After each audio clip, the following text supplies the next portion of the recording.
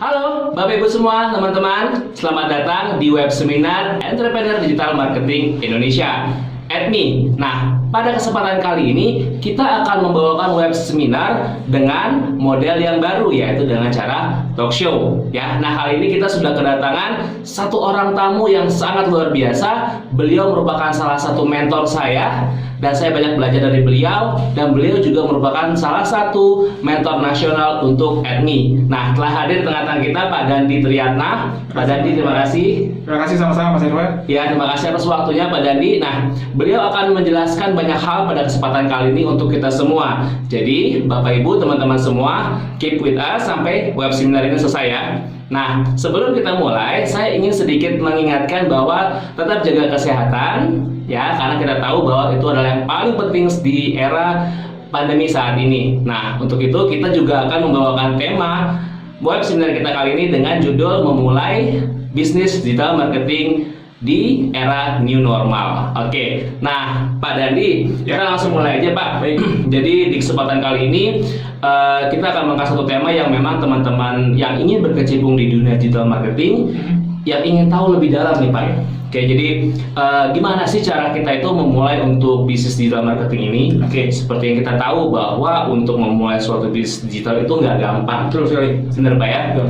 Sebenarnya mungkin kalau dari segi tools, dari segi ketersediaan alat-alat yang canggih mungkin sekarang sudah mudah didapatkan. Betul. Tapi ada hal-hal yang memang tidak gampang bagi orang-orang yang mungkin sudah terbiasa berbisnis secara offline, kemudian memulai bisnis secara online. Nah, itulah kenapa kita pada hari ini benar-benar ingin mengupas tuntas bagaimana kita bisa membantu teman-teman di luar sana untuk bisa sukses di dunia digital marketing. Ya, gitu kan. Nah, menurut Bapak seperti apa sih yang harus kita lakukan, langkah-langkahnya seperti apa ya, dan apa yang menjadi tantangan sebenarnya dalam memulai bisnis online di digital marketing ini? Baik, silakan Pak Dandi. Baik, terima kasih Mas Irfan. Assalamualaikum warahmatullahi wabarakatuh. Selamat bertemu kembali teman-teman di seluruh Indonesia. Saya Dandi, saya salah satu mentor dan coach di Entrepreneur Digital Marketing Indonesia.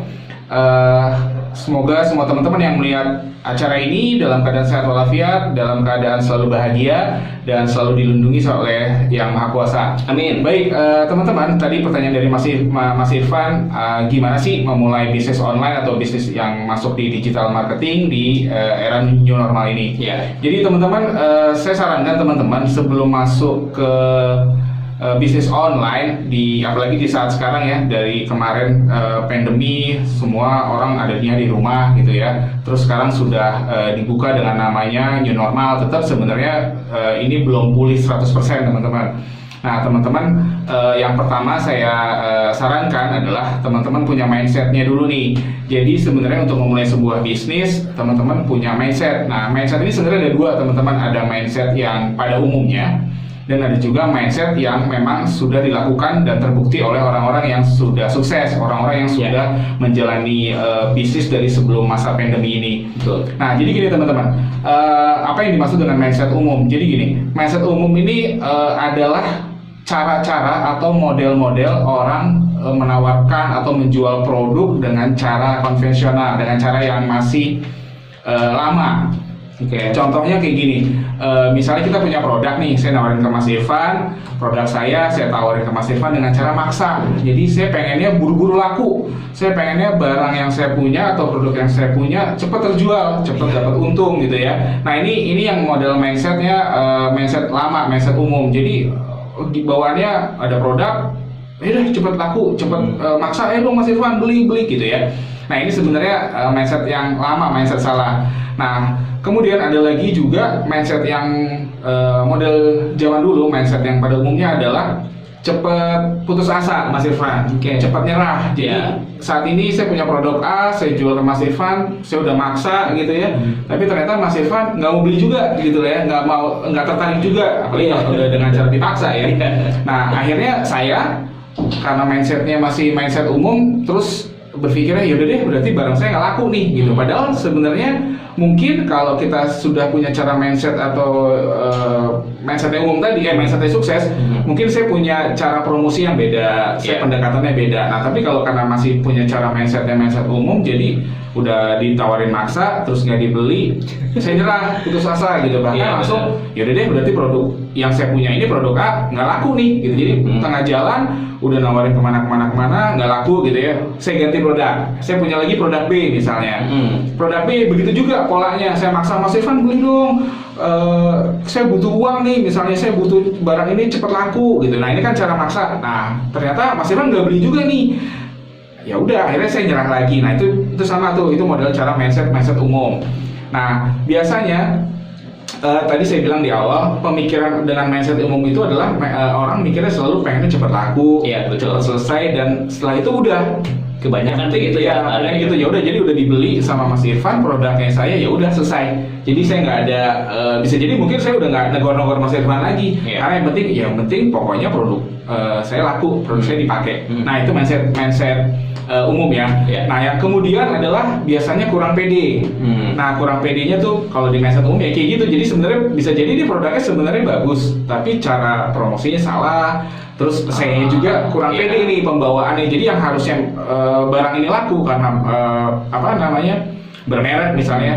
Tapi kalau saya penyampaiannya nggak baik gitu ya, terus tadi dengan maksa, terus juga sayanya nggak pede, ya pasti yang mau beli juga akan ragu-ragu walaupun walaupun produknya itu mungkin bagus gitu ya. Benar. Nah, terus kemudian mindset yang umum yang berikutnya tadi dengan cara maksa, bahkan itu sebenarnya nggak boleh. Itu jadi kesannya kayaknya kita neror ya, jadi kayak kesannya kita bisa jadi setiap hari mungkin nawarin Mas Irfan, sekali nggak beli Mas Irfan, 2 kali, tapi terus jadi yang ada di kepalanya saya cuman pokoknya barang ini laku, barang ini cepat terjual, ya udah, tadi saya bilang begitu laku selesai. Jadi saya nggak mungkin, bisa jadi mungkin saya udah nggak nelfon Mas Irfan lagi, bahkan boro-boro mau nelfon WA aja mungkin udah, ya udah, yang penting udah terjual. Nah, itu mindset yang sebenarnya pada umumnya. Nah, yang berikutnya adalah mindset sukses. Nah, kalau mindset yang sudah biasa dilakukan oleh orang-orang sukses, jadi gini, saya punya produk, sebelum saya jual produknya ke Mas Irfan atau saya tawarin ke Mas Irfan, biasanya saya edukasi dulu. Jadi kita edukasi tentang benefitnya produk ini, kalau dipakai nanti keuntungannya apa, terus punya solusi untuk apa untuk pemakainya. Nah, ini penting nih pada ini benar. Ya, benar. Nah, itu mindset sukses ya. Kemudian selain saya ngasih edukasi, saya juga bisa jadi ngajak Mas Irfan setelah beli atau setelah pakai, saya juga bilang Mas Irfan, produk yang saya jual ini kalau Mas Irfan mau jual bisa juga loh. Jadi saya benar-benar nggak hanya nyari untung buat saya, tapi saya juga nawarin keuntungan juga buat Mas Irfan. Nggak hanya udah tadi putus beli selesai, ini enggak, tapi Mas Irfan yuk kita jualannya bisa sama-sama nih. Mas Irfan saya jual ke Mas Irfan mungkin udah nyoba produknya, bisa juga jual ke temennya lagi atau ke saudara atau ke siapa. Ya gitu ya Mas Irfan. Nah, kemudian ada lagi kalau di mindset sukses tuh dia nggak kebanyakan mikir sebenarnya. Jadi dia langsung action, tapi actionnya pun harus punya planning. Walaupun nggak kebanyakan mikir, tapi dia harus punya rencana nih, gimana cara saya promosi, gimana cara saya PDKT sama calon pelanggan atau pembeli saya. Nah, itu yang pastinya harus banget dilakukan oleh orang-orang yang punya mindset sukses. Dan pastinya tadi kalau di mindset umum dia kurang pede, tapi kalau di mindset sukses dia harus yakin dan pede. Jangan sampai kayak tadi produknya bagus, tapi dianya nggak pede, akhirnya nggak jadi, orang nggak tertarik. Tapi kalau produknya udah bagus, atau misalnya produknya nggak bagus-bagus banget, tapi kitanya pede, kita bisa meyakinkan dengan baik, tadi ada solusinya, ini ada keuntungan benefitnya apa. Nah, itu bisa jadi malah justru pelanggan tertarik. Jadi nggak hanya selalu produknya aja yang bagus, tapi juga cara penyampaian dari si orang yang akan memasarkan produknya tersebut. Gitu Mas Irfan. Berarti kalau misalkan seseorang yang memang mau memulai bisnis di digital ini, ketika dia memang sudah mempunyai mindset sukses, dia akan bisa mendatangkan customer itu dengan sendirinya justru ya. Betul. Bahkan bisa jadi nanti malah kita yang dicari-cari oleh Iya. Karena ya sebenarnya kan intinya dari jual beli itu kan sebenarnya ketika seorang customer dia butuh, dia melihat memang barang yang dia dibutuhkan itu ada pada orang tersebut, dengan sendirinya pun sebenarnya dia harusnya bisa langsung membeli kan. Benar. Tanpa harus istilah dalam arti kata ya dipaksa-paksa tadi kan, mungkin dia juga ya seperti kayak kesannya diteror.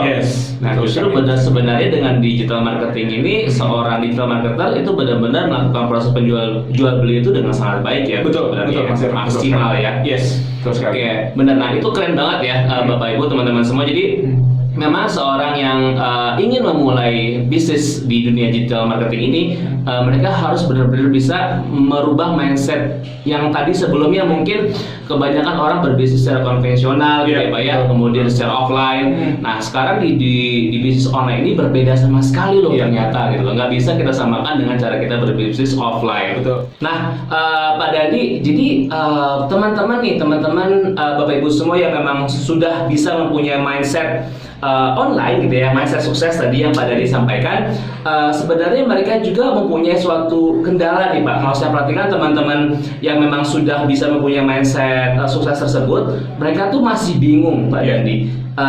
Kira-kira tuh mereka tuh harus nawarin produknya itu tuh ke siapa gitu loh.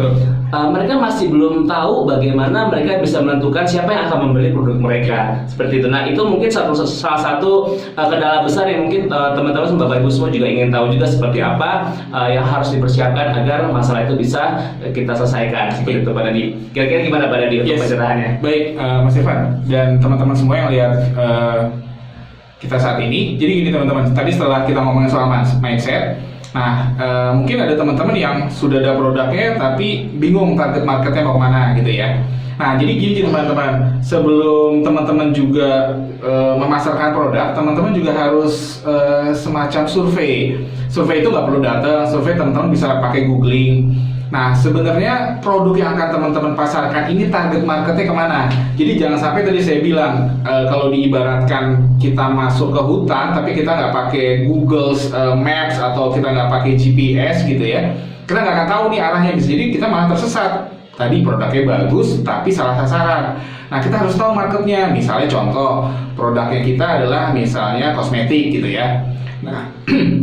Nah, kosmetik ini sebenarnya kan sasarannya adalah misalnya remaja gitu ya, sampai ibu-ibu yang belum terlalu tua usianya. Nah, teman-teman berarti harus memasarkan marketnya, memasarkan produknya adalah ke usia tadi. Jangan sampai kosmetik yang teman-teman punya produknya, tapi teman-teman jualan ya kalau secara online gitu ya, malah masuknya keterima anak-anak SD gitu atau malah anak-anak balita. Nah, ini kan salah ya.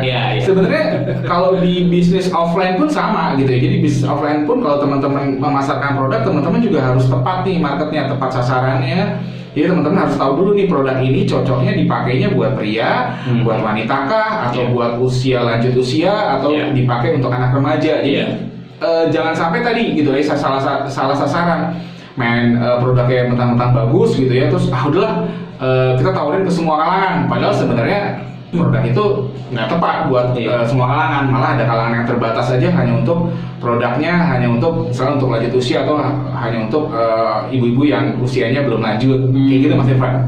Bahkan sebenarnya harus sampai sedetail itu ya. Betul sekali. Oke, jadi gitu ya Bapak Ibu teman-teman semua. Jadi kalau misalkan kita memang ingin menentukan siapa target market kita gitu ya, kita harus benar-benar dalam arti kata itu membreakdown sampai sejauh itu, sampai sedetail itu, dari mulai mungkin gendernya, terus usia gitu ya, kemudian juga mungkin hobi bisa ya. Nah, jadi hal-hal seperti itu memang kita harus pikirkan secara matang sehingga kita benar-benar paham kita akan mentarget siapa gitu ya. Betul sekali. Ya, oke. Dan itu sangat menarik sekali ya Bapak Ibu teman-teman semua, yang dimana ini menjadi suatu langkah-langkah yang kita semua harus bisa pahami, kita bisa benar-benar jalankan dengan baik kalau memang ingin sukses gitu ya. Nah, berikutnya mungkin lebih kepada step berikutnya sih Pak Dandi. Jadi ketika teman-teman atau Bapak Ibu semua yang memang sudah tahu nih saat ini mereka ternyata saya memasarkan atau mentargetkan produk saya kemana gitu ya. Yang menjadi masalah berikutnya itu adalah model bisnisnya seperti apa Yes, gitu. benar. Jadi ya ini kayak semacam rantai ya, Ya, step betul, lagi. Jadi betul. ya ini mungkin suatu solusi juga buat teman-teman yang di luar sana yang memang ingin memperdalam lagi dan memperbaiki pola bisnis yang selama ini dijalankan yang mungkin Betul. kurang berhasil gitu ya. Benar. Jadi ada langkah-langkahnya dari yang tadi mulai mindset, kemudian juga harus tahu mentargetkan siapa, dan kemudian yang berikutnya mungkin kepada model bisnisnya Yes. nih Pak Betul. Dandi. Betul. Kira-kira tuh seperti apa sih model bisnis atau mungkin ada pencerahan dari Pak Dandi? Ya, oke, Mas Irfan. Jadi saya kembali sedikit tadi. Jadi kalau di dunia digital atau di dunia online, teman-teman bisa dengan mudah sebenarnya kalau teman-teman mau belajar. Jadi saya bilang kalau teman-teman mau belajar, teman-teman bisa dengan mudah menentukan marketnya, menentukan gendernya, menentukan hobinya, menentukan sampai sedetail minatnya apapun itu bisa. Nah, itu yang dibedakan sama di bisnis konvensional atau bisnis offline. Nah, kalau di bisnis offline kita kan mesti effortnya luar biasa nih, capeknya mungkin kita benar-benar keliling, bisa jadi keliling ya jualan ya. Karena saya mau menyasar tetangga saya yang usianya rentangnya 25 sampai 40. Nah, tapi kalau di bisnis online, teman-teman jualannya atau teman-teman memasarkannya itu nggak hanya ke tetangga, nggak hanya ke saudara atau ke teman-teman yang ada di kontak listnya teman-teman, tapi teman-teman bisa memasarkan sampai skupnya atau jaringannya seluruh Indonesia secara nasional. Nah, itu yang membuat bisnis online itu asik sebenarnya kalau teman-teman mau belajar, itu ya. Nah, kemudian sekarang lanjut ke pertanyaan Mas Irfan tadi tentang model bisnis yang tepat. Nah, teman-teman, bisnis itu ada dua sebenarnya, ada bisnis jangka pendek sama ada bisnis jangka panjang. Nah, saya sarankan buat teman-teman kalau memang sudah mau terjun ke entrepreneur atau menjadi pebisnis, carilah bisnis yang jangka panjang, bukan bisnis yang tren, bukan bisnis yang jangka pendek gitu ya. Jadi teman-teman sudah punya planning. Jadi tadi udah mindset kita ngomongin, terus kita ngomongin market. Nah, sekarang kita ngomongin soal bisnis jangka pendek dan jangka panjang. Jadi saya sarankan bisnis jangka panjang itu kenapa? Karena bisnis jangka panjang ini yang teman-teman juga harus tepat milih bisnis jangka panjangnya yang enggak tadi tren-trenan. Terus juga bisnis ini bisa diturunkan, bisa diwariskan bisnisnya ke anak kah atau ke pasangan. Jadi bisnis ini yang nggak habis dimakan waktu. Nah, itu penting banget teman-teman. Jadi bisnis ini sustainable, bisnis ini jangka panjang. Kalau bisnisnya yang jangka pendek ya tadi udah cuma jangka pendek. Terus teman-teman misalnya mindsetnya masih mindset umum, jadi udah nggak laku, udah ganti. Udah nggak laku, terus jadi hopeless, putus asa. Nah, tapi kalau di bisnis jangka panjang, kita juga di AdMe, jadi kita ngajarin juga buat teman-teman yang nanti bisa gabung di AdMe. Betul. Kita ngajarin dari mulai mindset, kita mulai ngajarin tentang market, kita ngajarin tentang bisnis jangka panjang, produknya pun yang teman-teman harus punya sebenarnya nih kalau di luar sana teman-teman harus punya produk yang juga jadi jangka panjang. Jadi bukan contoh kayak sekarang misalnya kayak Ramadan kemarin misalnya bisnis jualan kurma gitu ya. Sebenarnya memang kurma saya bilang memang lebih trennya adanya di bulan Ramadan gitu ya. Jadi kalau teman-teman hanya bisnis kurma, ya sudah selesai Ramadan, udah teman-teman akan bingung lagi mau ngapain ya bisnisnya. Tapi kalau mungkin misalnya bisnisnya teman-teman adalah bisnisnya mau kena, bisnisnya baju muslim. Nah, itu sebenarnya kalau bisnis kayak gitu bisa dibilang jangka panjang karena nggak hanya musim Ramadan aja orang beli mukena, tapi mungkin dari Januari sampai ketemu Januari orang pasti butuh mukena gitu ya. Itu yang kedua. Yang ketiga, intinya teman-teman gini, kalau teman-teman juga belum punya produk gitu ya, kita lanjut ke berikutnya Mas. Jadi kalau misalnya teman-teman nggak punya produk, teman-teman juga bisa belajar dengan jadi reseller. Nah, ini agak nyambung sih antara produk jangka panjang, bisnis jangka panjang sama produknya yang jangka panjang tadi. Jadi teman-teman kalau teman-teman lihat kayak Aqua, ini contoh ya kayak mie instan, itu sebenarnya mereka juga membangun bisnisnya selain bisnis jangka panjang, produknya juga produk jangka panjang karena setiap orang selalu makan, setiap orang selalu butuh itu gitu ya. Nah, mereka juga membentuk sebuah seperti jaringan, tapi ini bukan MLM ya, ini bukan ngebahas MLM. Jadi kalau bisnis berjenjang atau networking itu memang bisnis yang jangka panjang. Contoh tadi saya bilang air mineral Aqua sama mie instan gitu. Jadi mereka mungkin dari pabrik produsennya itu diambil sama yang namanya distributor. Gitu Ya, betul. Nah, dari distributor itu mungkin juga belum bisa langsung nyampe ke kita yang konsumsi. Ya. Mungkin dari distributor ada lagi namanya reseller gitu ya. Nah, dari reseller akhirnya sampailah ke agen. Jadi kalau teman-teman lihat tuh ada agen-agen yang jualnya macam-macam sama kayak minimarket atau kayak supermarket. Nah, itu sebenarnya adalah kepanjangan tangannya dari produk dari produsen. Ada distributor, ada reseller sampailah ke agent atau ke minimarket, barulah kita bisa beli. Jadi kita juga nggak sulit banget harus beli ke pabriknya. Ya, betul. Gitu, Mas Irfan.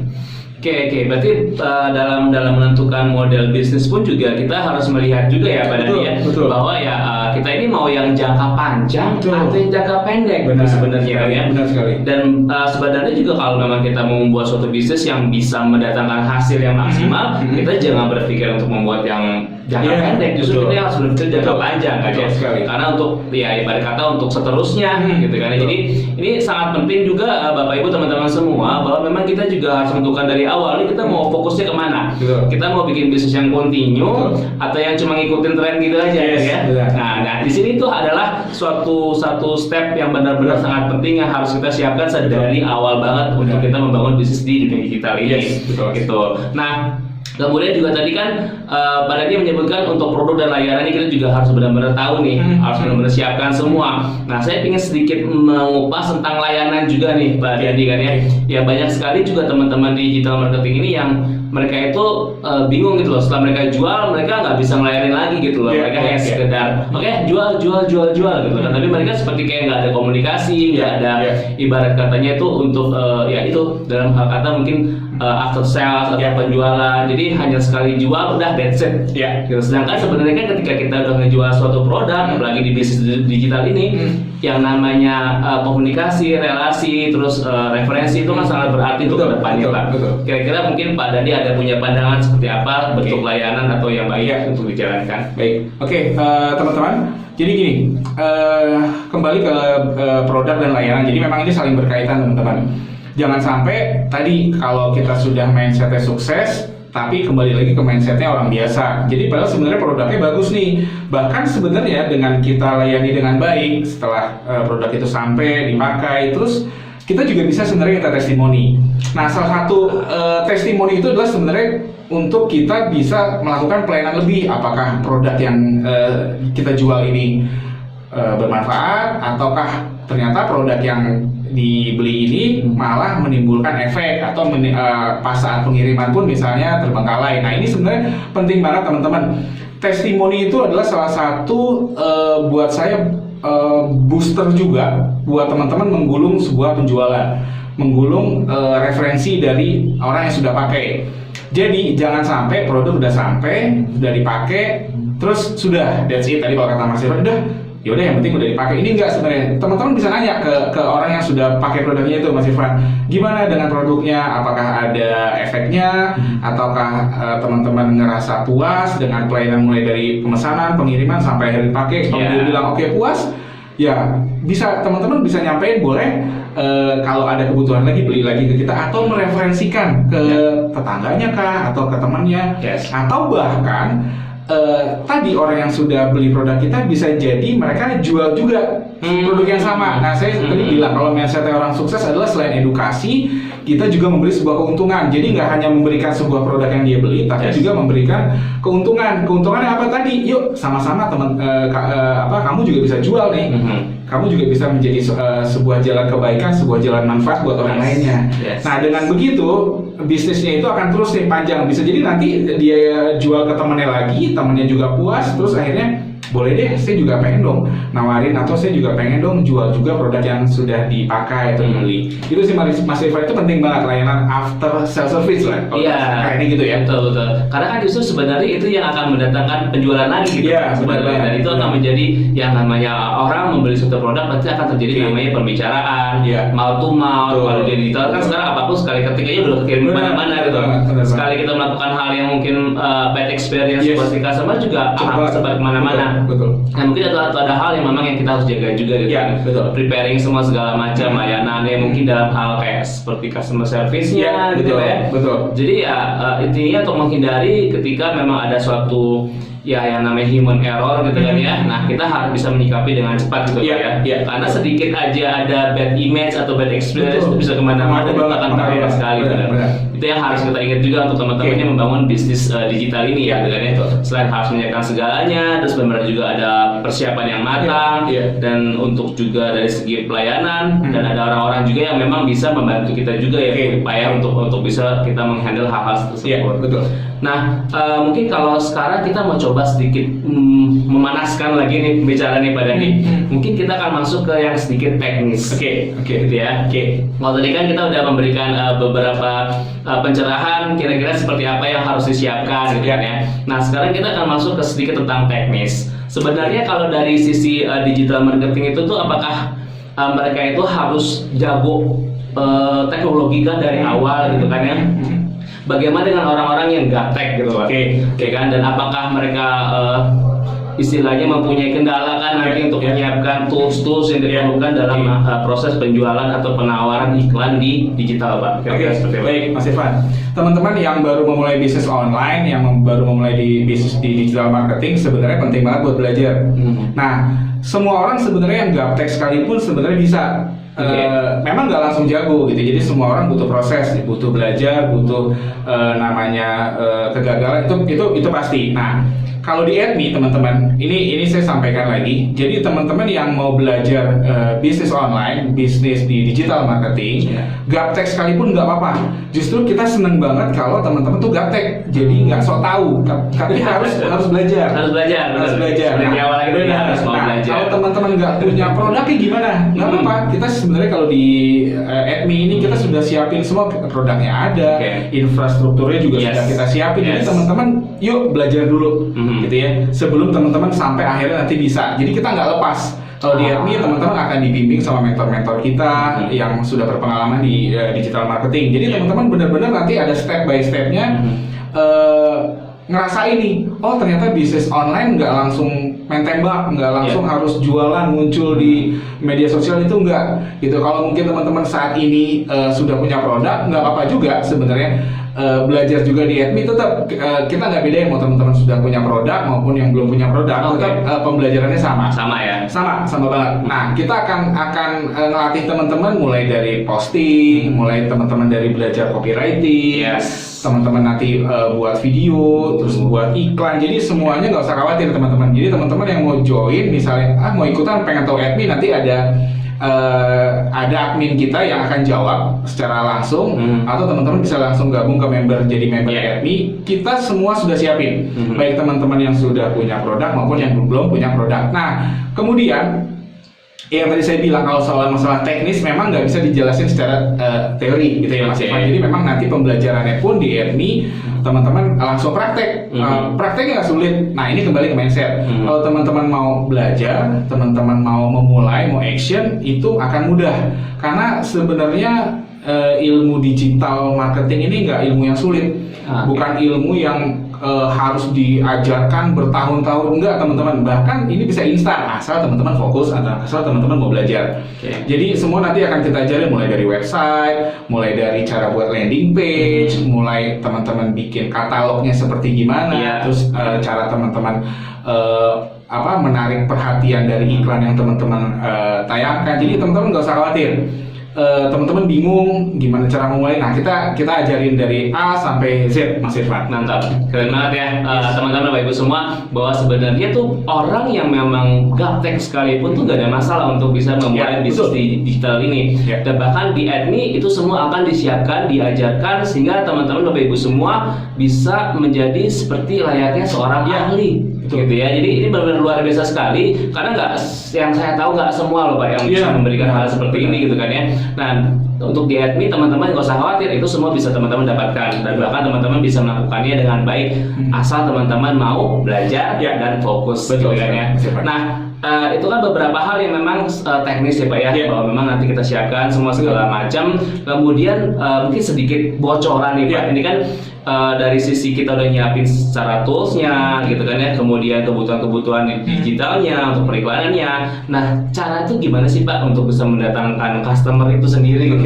Ya, mungkin dalam hal dunia digital tuh mungkin sering disebut dengan traffic gitu ya. Betul. Nah, mungkin ada beberapa tips and trick atau mungkin hal-hal yang mungkin Bapak Ibu dan teman-teman semua perlu ketahui gitu. Ya, baik. Oke. Jadi teman-teman, setelah nanti teman-teman sudah pahami nih tentang cara berbisnis online, cara berbisnis di digital marketing, teman-teman tuh yang pertama kali yang harus difokuskan adalah jangan langsung jualannya dulu, jangan hard selling, tapi gimana caranya traffic. Nah, traffic ini orang bingung nih, traffic apa nih? Apa jalanan macet? Bukan. Traffic jadi adalah orang bisa tahu kalau kita punya produk gitu ya. Orang bisa tiba-tiba, oh ternyata ada produk ini ya, oh ternyata ada yang nawarin ini ya. Nah, itu namanya traffic. Jadi ada orang yang banyak lalu lintasnya masuk, akhirnya tahu produknya kita. Kalau mungkin selama ini teman-teman secara konvensional tadi ya, atau secara offline yang tahu hanya orang-orang dekat gitu ya, hanya tetangga, saudara atau pasangan atau teman-teman hanya di contact list di telepon. Nah, sekarang saat nanti kalau teman-teman sudah mulai belajar, nah gimana caranya nanti kita akan ajarin juga traffic itu akan datang ke tokonya teman-teman atau ke bisnisnya teman-teman, baik teman-teman udah punya produk maupun yang produknya nanti sudah kita siapin. Jadi teman-teman nggak usah khawatir. Nah, itu memang syarat pertama adalah harus orang tahu dulu. Jadi jangan ibaratnya orang nggak tahu tiba-tiba langsung kita kasih jualan. Nah, orang harus kenal dulu teman-teman. Orang harus kenal dulu dengan kita yang punya produk. Jadi itu yang namanya nanti kita mendatangkan traffic. Itu semua kita ajarin. Nah, memang bedanya sama kalau teman-teman posting di marketplace. Contoh kayak misalnya ada Tokopedia atau Bukalapak. Nah, teman-teman kan tinggal posting ya. Teman-teman udah nggak mikirin begitu posting, udahlah orang mau lihat mau enggak. Nah, tapi kalau di ilmu di digital marketing yang kita ajarin adalah kita pancing orang itu agar datang ke produknya kita yang kita pasarkan. Jadi datang dulu. Nah, itu namanya traffic. Orang datang dulu, orang lihat dulu. Setelah orang tahu, oh ada produk namanya A yang jual Dandi. Besoknya kita datangin lagi trafficnya. Oh, ada produknya. Oh, sama nih si Dandi lagi yang memasarkan. Nah, begitu ketiganya baru kita akan pasarkan nih, baru akan kita tembak ke mereka. Oh, ternyata produk ini cocok. Nah, kalau sudah trafficnya banyak, trafficnya datang ke produknya kita akan lebih mudah buat kasih produk kita jualannya. Oh, kita jualannya ini nih dengan benefit A, B, C. Gitu Mas Irfan. Oke, luar biasa sekali. Jadi kalau kita lihat lagi dari awal gitu ya teman-teman, step-stepnya ya, bahwa memang di awal kita tuh harus memiliki mindsetnya yang benar gitu ya. Jadi kita harus memiliki mindset yang sukses gitu ya. Jadi bukan mindset secara umum nih, apalagi mindset jualan offline dibawa-bawa gitu kan ke sini ya Mbak Dandi ya. Kemudian juga kita juga harus tahu nih, kita harus nawarin ke siapa, target market kita siapa, kemana, caranya seperti apa gitu ya. Dan di situ juga kita harus menentukan model bisnis yang mau kita gunakan tuh yang seperti apa sih sebenarnya gitu ya. Nah, itu poin-poin memang yang penting banget teman-teman untuk harus kita bisa siapkan semua. Nah, dari sisi itu juga kita harus lihat juga nih produk sama layanannya kita seperti apa. Dan yang mungkin saya perlu highlight juga layanan sih ya. Karena kalau dari sisi layanan ternyata pada saat customer beli kita nggak bisa memberikan yang terbaik setelah itu, yang ada mereka akan lari. Yang ada juga nama baik kita juga nggak akan bisa terdengar. Bahkan yang ada yang jelek-jelek aja nih yang kelihatan di digital gitu kan ya. Dan seperti kita tahu bahwa jejak digital nggak akan hilang. Dan kemudian juga kita secara teknis nih, kita juga memang dalam hal penjualan digital kita harus nyiapin yang namanya tools-toolsnya teman-teman Bapak Ibu semua gitu ya, kayak websitenya, landing page-nya, mungkin katalognya juga dan lain-lainnya, copyright ya bahkan. Nah, itu semua ternyata disiapkan sama admin. Bener banget kita siapin. Jadi Bapak Ibu teman-teman semua nggak perlu khawatir gitu loh dengan bisa mengikuti join menjadi member kita gitu ya. Teman-teman Bapak Ibu semua akan dibantu sebantu-bantunya kita akan memberikan yang terbaik buat Bapak Ibu semua gitu kan ya. Bahkan dari sisi mendatangkan traffic tadi, customer itu juga kita akan siapkan semua untuk Bapak Ibu semua. Jadi ya nggak usah khawatir gitu ya. Bahkan nanti kalau Bapak Ibu ada pertanyaan juga akan langsung jawab sama admin kita ya. Gitu. Nah, mungkin itu yang bisa kita sampaikan sih sebenarnya Pak dalam kesempatan web seminar kali ini gitu ya. Nah, teman-teman Bapak Ibu semua stay tune gitu ya. tunggu kabar kita selanjutnya, kapan kita akan mengadakan web seminar berikutnya dan event-event lain Pak yang akan kita adakan yang akan lebih seru pastinya, dan kita akan membuatnya menjadi lebih heboh, Pasti. lebih berhadiah, Betul. lebih menggemparkan gitu ya. Betul. Jadi teman-teman Bapak Ibu semua tetap stay with us, dan tunggu apa lagi, buruan join dengan kami EDMI, Entrepreneur Digital Marketing Indonesia. Terima kasih atas waktunya. Selamat malam, sampai jumpa lagi. Salam sukses.